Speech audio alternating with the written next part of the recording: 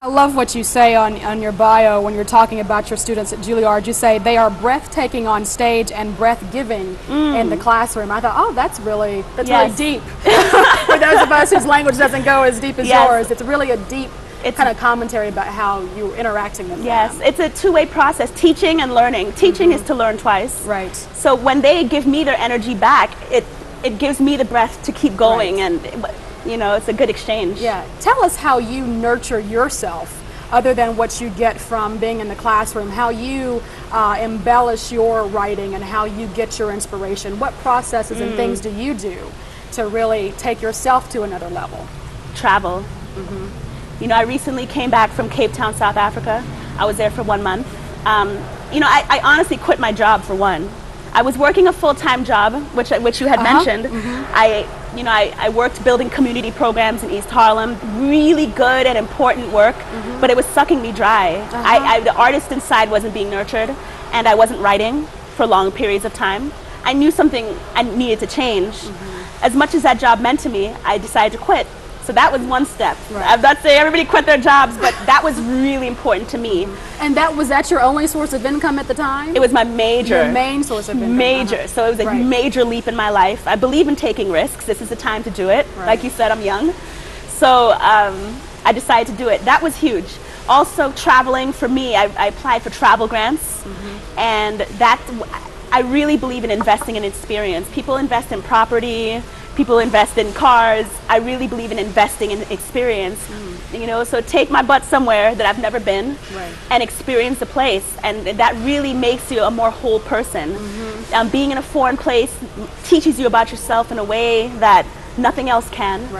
So for me, it's being immersed in the human experience, my human experience, and traveling has been really important. That really refills my cup. And the writers retreat I'm at now, Hedgebrook, is certainly doing that also. Yeah, I want you to talk about that. And also, when you were here in September for the Kentucky Women's Writers Conference, the University of Kentucky sponsored, the kind of camaraderie you feel, you even mentioned that when you got to your hotel, you could spot a writer, you know, that there's one, there's one, instantly. You know, how can you tell, first of all, what's the kind of sisterhood that you have as female writers? Man, it's something in the walk. It's definitely in the talk. But you can spot a writer. At these writers' conferences, we come to these hotels and you stick out. I mean, look at my hair, look at my colors. I know the minute I walked in, you were like, oh gosh, you know, she couldn't even put on any makeup. You know, she didn't paint her toenails. You know, it's just, you know, so there's something that we just look different. I mean, and we just know that's a writer, okay? And then they're looking at you the same way, like, okay, so there's a, you know. No, without even speaking, right? Without speaking, and then they come up, and then we speak, and there's a familiarity. Like, you're here for the conference? Yes, I was wondering about you too. What's your name? Oh, I met you here. So I'm meeting women who met me at different places. So it's you know, it's a very tight circle. Yeah, it's been nice already, and it's only just begun, really. Yeah, and you were telling me about Hedgebrook, and I want you to kind of go more into that, about how that's really where you kind of spend time in seclusion to kind of take your writing to another level. Yes, writing retreats are really important for writers. I mean, after I left University of Virginia, I stayed at this writing retreat called Soul Mountain in Connecticut for 2 months. That's where I started my novel. So you just need space. It's really important to be in the natural world where you're surrounded by the intelligence of nature, the trees and things that I don't really think about, but when you're there you just feel really at peace. Especially being from Brooklyn. Yes, right? All that concrete can kind of zap some of your intellectual energy. Absolutely. So you go back and you know, you see the trees and these things that have been here long before you have living things. So Soul Mountain's where I started my novel.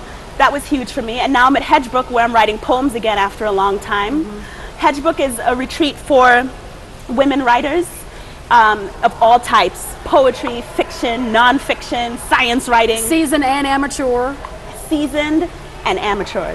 Some women who are writing for the first time.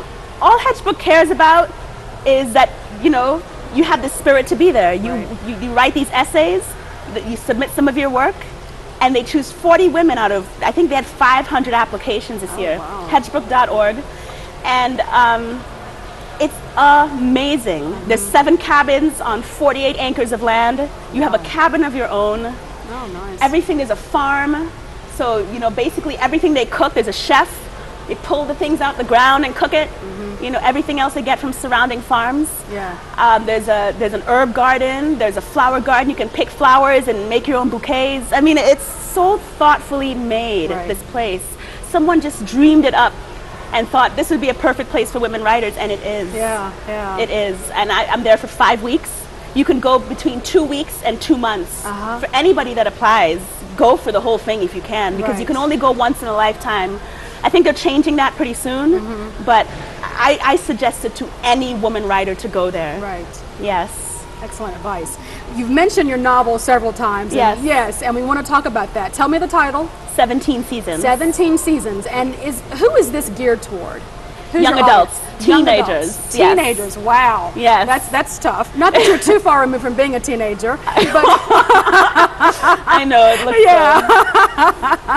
but what is the storyline here? What's the storyline? Well, the storyline is actually it's sort of patterned after my life in terms of the arc, but not the nuances. I mean, she's a totally different person, but it's about a young girl who leaves her country, like I did when I was young. I left Trinidad when I was 8, except my character leaves when she's 13, which is at the height of her puberty. Her puberty is just starting, so it was very interesting to think of those differences. So she leaves Trinidad at a young age. She's a young girl who's raised by a mother, and she does not know who her father is. Her mother will not tell her who her father is. And so there's a whole mystery surrounding her birth. Right. Her mother meets an American, and the man sends them over. So she has to move to the United States. And so the book is very much about assimilation. It's a coming of age novel. So there's some sexy stuff in there. Because that's I really wanted the book to stay true to what teens are going through. Right. And their trials and tribulations. And, you know, let's see what my editor says. Yeah. But, you know, my agent read the book and she said, it's a sexy book. But she said it in a good way. Right. You know, it wasn't... And real to life. Yes. Which is what teens more and more want. Absolutely. And they're finding it another way, so why not find it on the written Absolutely. word? Teens need to know they're not alone. Yeah, yeah. You know, and I worked with teens for quite a while. And that book really, that experience really helped me remember those days. Did you journal your experiences with those teens in East Harlem? Yes, I'm a journaler. I'm sure you are. So I journal a lot, but aside from journaling, I just being with them and hearing their conversations and talking with them, it really brings you back. I really forgot. You know, yes, as you said, it's not that long ago, relatively speaking. But I mean, and they're growing up in a different age too. Right. So what's next for you after this? Because this is going to be released soon. Is that correct? 17 Seasons is going to be released by Penguin. It's a division of Penguin called Putnam and Sons. It'll come out in 2010. Okay. So we have a little ways off. Yeah, SamanthaSpeaks.com. SamanthaSpeaks.com. Okay. Very good. Is my website. And what's next for me? Well, after I leave Hedgebrook, I'm going to Trinidad for 3 months to reconnect with home. Yeah. And then I'll be back in New York in the spring.